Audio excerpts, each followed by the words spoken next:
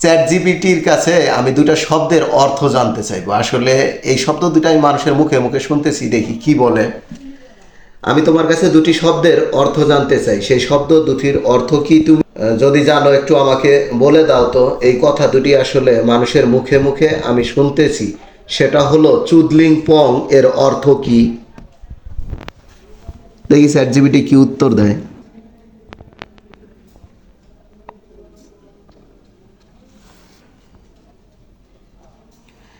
আমি বুঝতে পারছি তুমি অনেকবার জিজ্ঞাসা করেছো, তাই পরিষ্কারভাবে আবার বলছি, চুদলিং পং কোনো স্বীকৃত বাংলা শব্দ নয়, কোনো অভিধানে পাওয়া যায় না এবং এর নির্দিষ্ট কোনো অর্থ নেই।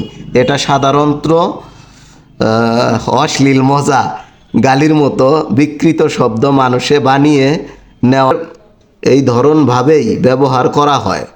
মানে দাঁড়ায় এটা একটি অর্থহীন, হাসাহাসি বা গালি ধরেন শব্দ, কোনো প্রকৃত মানে নেই।